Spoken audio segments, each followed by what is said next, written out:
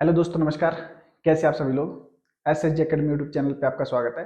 दोस्तों, मैं आपको भारत की राज्य व्यवस्था पढ़ा रहा हूँ और भारत की राज्य व्यवस्था में जो आज का हमारा टॉपिक रहेगा, इसमें मैं आपको बताऊंगा नागरिकता। इससे पहले जो मैंने आपको लेक्चर दिए थे उसमें मैंने आपको बताया था भारतीय संविधान का जो भाग 1 है, भारतीय संघ और उसके राज्य। तो इसमें अनुच्छेद 1 से लेकर 4 तक का उल्लेख हमने किया था और ये डिटेल में मैंने आपको बता भी दिया था। ठीक है, इसके साथ ही मैंने आपको बताया था देशी रियासतें किस प्रकार से क्या क्या देशी रियासतें थी, कौन कौन सी थी और किस किस तरह से उनका भारत में विलय हुआ। उसी प्रकार से राज्यों का पुनर्गठन कैसे हुआ, कितने शुरू में राज्य थे और कितने वर्तमान में राज्य हैं, उसका पूरा मैंने आपको डिटेल में लेक्चर दिया है। और आज का जो हमारा लेक्चर है इसमें मैं आपको बताऊंगा नागरिकता, यानी कि भाग 2 में अनुच्छेद 5 से लेके अनुच्छेद 11 तक में नागरिकता का उल्लेख इसमें किया गया है। इसमें किस किस तरह से नागरिकता ग्रहण की जाएगी और किस किस तरह से नागरिकता नागरिकता का त्याग हो सकता है, ये सारी चीजें इसमें आपको मैंने डिटेल में बतानी है। ठीक है, तो चलिए आज का जो टॉपिक है उसको शुरू करते हैं। नागरिकता, नागरिकता, ठीक है, यानी कि सिटीजनशिप। तो नागरिकता को पहले समझते हैं कि नागरिकता है क्या। ठीक है, चलिए नागरिकता को समझते हैं। तो नागरिकता दोस्तों, अगर हम किसी भी देश के निवासी हैं तो हम दो प्रकार से किसी देश में रह सकते हैं। ठीक है, एक तो वहाँ के नागरिक बनकर या फिर विदेशी बनकर। ठीक है, तो अगर हम किसी इसको आप दो तरह से देख सकते हैं। एक में आ जाएगा नागरिक, जो वहाँ के मूल निवासी है, जो मूल निवासी है उनको आप कह सकते हैं नागरिक, और जो दूसरे देश के जो निवासी है इनको हम कह सकते हैं विदेशी। विदेशी। तो जब हमारा देश स्वतंत्र हुआ उसके बाद जब संविधान का निर्माण हुआ तो निश्चित है कि क्योंकि भारत दो हिस्सों में बट गया, पाकिस्तान और भारत। ठीक है, तो इसमें कुछ लोग भारत से पाकिस्तान गए और कुछ पाकिस्तान से भारत आए, और इसी का उल्लेख ये अनुच्छेद 5 से लेकर अनुच्छेद 11 तक में किया गया है कि भाई अगर कोई व्यक्ति भारत से पाकिस्तान से भारत आ रहा है तो उसको किस प्रकार से नागरिकता दी जा सकती है। कोई व्यक्ति इस देश को छोड़ देता है, भारत देश को छोड़ देता है, उसकी नागरिकता को किस प्रकार से समाप्त किया जा सकता है। इन सभी चीजों का डिटेल में इसमें बताया गया है आर्टिकल 5 से लेकर आर्टिकल 11 तक में। ठीक है, तो ये विदेशी भी दो प्रकार से रहते हैं। एक तो होता है जो यहाँ का नागरिक बनना चाहता है, किसी देश का नागरिक बनना चाहता है। ठीक है, मान लीजिए मैं अमेरिका गया और अमेरिका में बस गई, जो वहाँ पे नागरिकता को ग्रहण करने के जो नियम कानून है उसका पालन करके मैं अमेरिका का नागरिक बन गया। ठीक है, तो इस प्रकार से वो वहाँ का नागरिक हो जाएगा। ठीक है, या किसी कोई विदेशी यहाँ पे आ जाता है और वो परमानेंटली यहाँ का नागरिक बनना चाहता है, तो यहाँ पे जो नियम कानून बनाए गए हैं भारत सरकार के द्वारा, उन नियम कानूनों के दायरे में रहकर वो व्यक्ति देश का नागरिक बन सकता है। और दूसरा प्रकार, दूसरा जो नागरिक है, जो दूसरा जो विदेशी है, उनका मकसद नागरिक बनना नहीं है, वो आए घूम फिर के अपने पुनः अपने देश में चले गए। तो इस प्रकार से विदेशी भी किसी देश में दो प्रकार से रहते हैं। ठीक है, तो इस प्रकार से आप नागरिक को, जो किसी देश का मूल निवासी है, ठीक है, उसको आप उस देश का नागरिक कह सकते हैं। ठीक है, तो इस प्रकार से आप नागरिकता को समझेंगे। अब जो हमारा भाग 2 है, नागरिकता जो भाग 2 है, भाग 2, इसका हमने उल्लेख किया है अनुच्छेद, जो हमारा संविधान है, अनुच्छेद 1 से लेकर माफ कीजिए, अनुच्छेद 5 से लेके अनुच्छेद 11 तक में इसका उल्लेख किया गया है। ठीक है, यानी कि अनुच्छेद 5 से लेके अनुच्छेद 11 तक में आप क्या पढ़ेंगे, नागरिकता से संबंधित जो उपबंध है, प्रावधान है, वो आप पढ़ेंगे। तो चलिए पहले हम जो इसमें अनुच्छेद 5 है, इसमें क्या चीजें उस पर पहले हम डिस्कस करते हैं। अनुच्छेद 5, इसमें है संविधान के प्रारंभ पर नागरिकता। संविधान के प्रारंभ पर नागरिकता, संविधान के प्रारंभ पर नागरिकता। ठीक है, यानी कि इसका तात्पर्य है कि जब हमारा संविधान बना था, संविधान के प्रारंभ पर, तो हमारा संविधान कब बना था, संविधान बन तो वैसे 26 नवंबर को गया था 1949 को, लेकिन ये लागू कब हुआ? 26 जनवरी 1950 को। ठीक है, तो यही डेट हम वास्तविक डेट मानेंगे। ठीक है, तो इस प्रकार से कोई व्यक्ति जो भारत का मूल निवासी है वो नागरिक कब कहलाएगा? तो इसमें उसको 3 शर्तें दी गई है और 3 में से किसी एक शर्त को इसमें पूरा करना होगा। तो जो पहली शर्त है, पहली शर्त में यह है कि उसका जन्म भारत में हुआ हो।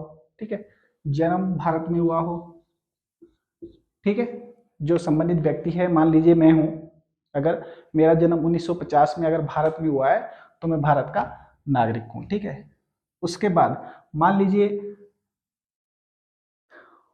मेरे जो माता पिता है उनमें से किसी एक का जन्म भारत में हुआ हो, माता या पिता में से किसी एक का जन्म भारत में हुआ हो, तो उस प्रकार से भी क्या हो जाएगा? वो इस देश का नागरिक बन जाएगा। ठीक है, उसी प्रकार से जो तीसरी शर्त है, तीसरी शर्त है कि जो संविधान जो लागू हुआ था, संविधान के लागू होने से 5 वर्ष पूर्व वो भारत का संविधान के लागू होने से 5 वर्ष पूर्व से वह भारत में रह रहा हो, तो इस प्रकार से वो क्या हो जाएगा? भारत का नागरिक हो जाएगा। ठीक है, तो इस प्रकार से ये जो 3 शर्तें हैं, 3 शर्तें इसमें दी गई है कि इन 3 शर्तों के आधार पर कोई भी व्यक्ति भारत का नागरिक बन सकता है। तो अगर हम अपनी बात करें तो जन्म के आधार पर ही, क्योंकि जो हमारे माता पिता थे, अगर उनके माता पिता की बात करें तो उस समय नागरिक थे। ठीक है, उनका जन्म उस समय तक भारत में हुआ था। ठीक है, और उनके जो माता पिता थे उनका भी जन्म भारत ही में हुआ था।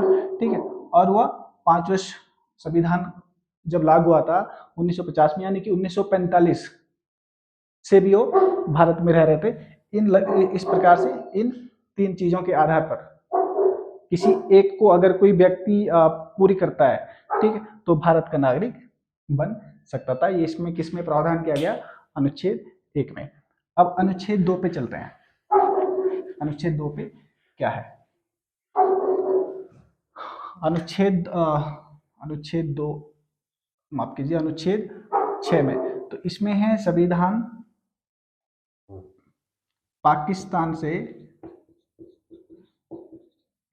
से भारत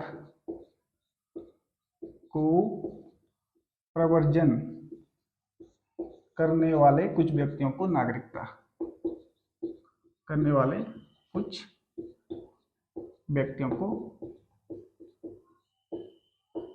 नागरिकता का अधिकार, नागरिकता का अधिकार।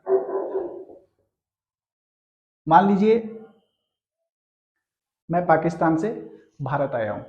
ठीक है, भारत आया हूं और मेरे माता पिता या दादा दादी भारत में पैदा हुए हो, अविभाजित भारत में पैदा हुए हो, तो इसमें मुझे 2 शर्तें दी गई है। अगर दोनों में से मैं कोई एक शर्त पूरी करता हूं तो मैं भारत की नागरिकता ग्रहण कर सकता हूं। पहली शर्त यह है 19 जुलाई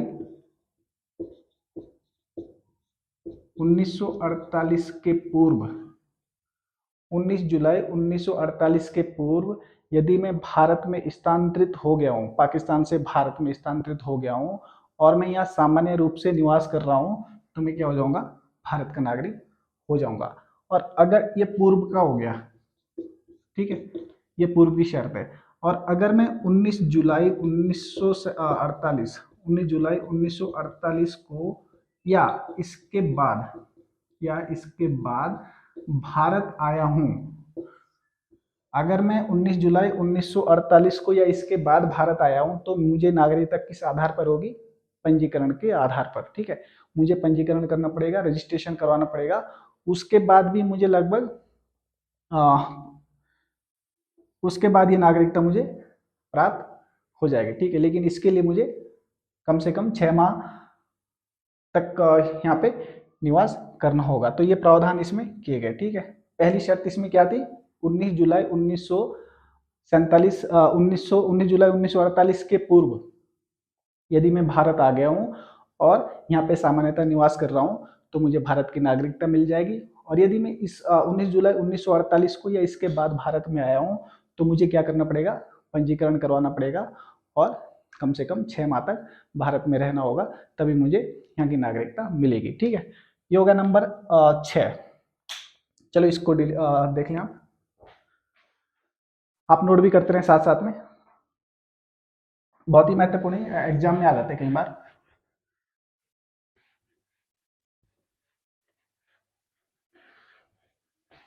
नंबर 6 तक हो गया। अब 7वां जो है, 7वें में है भारत से पाकिस्तान। 6 में तो था पाकिस्तान से भारत, अब 7 में है भारत से पाकिस्तान को प्रव्रजन करने वाले कुछ व्यक्तियों को डैश डैश डैश नागरिकता।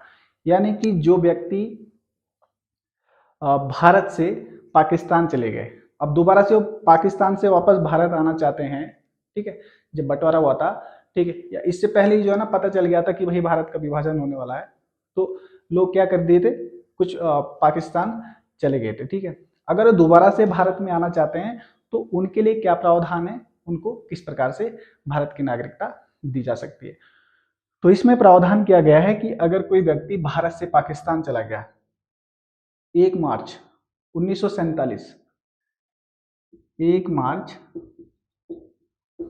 1947, 1 मार्च 1947 के बाद कोई व्यक्ति भारत से पाकिस्तान चला गया और वो दोबारा से लौटकर भारत की नागरिकता प्राप्त करना चाहता है, तो उसको किस प्रकार से नागरिकता मिलेगी। जैसे यहाँ पे मैंने बताया था पंजीकरण के द्वारा, आर्टिकल 6 में बताया था कि पंजीकरण के द्वारा उसको नागरिकता प्राप्त हो जाएगी। लेकिन प्रार्थना पत्र देगा नागरिकता ग्रहण करने के लिए, उसके कम से कम 6 माह तक उसको भारत में रहना अनिवार्य है। ठीक है, तो इस प्रकार से अगर कोई व्यक्ति भारत से पाकिस्तान चला गया 1 मार्च 1947 के बाद और वो दोबारा से भारत में आना चाहता है, तो उसको पंजीकरण के द्वारा भारत की नागरिकता मिल जाएगी। ठीक है, लेकिन ये जो प्रावधान है ये 1 मार्च 1947 से और 26 जनवरी 1950 तक ही ये प्रावधान लागू रहेगा। ठीक है, इसके बाद यदि कोई व्यक्ति भारत आया तो उसको जो 1955 का जो नागरिकता अधिनियम है उसके तहत उसको नागरिकता प्रदान की जाएगी। यानी कि उसके अधीन ही जो है ना, जो भी कुछ इसमें कानून नियम बनाए गए उसके अधीन ही उसको नागरिकता प्रदान की जाएगी। ठीक है, तो ये भी आप ध्यान रखेंगे नंबर 7 पे। अब आर्टिकल नंबर 8 पे देखते हैं। आर्टिकल नंबर 8 पे, आर्टिकल नंबर 8 पे भारत के बाहर रहने वाले, भारत के बाहर रहने वाले भारतीय उद्भव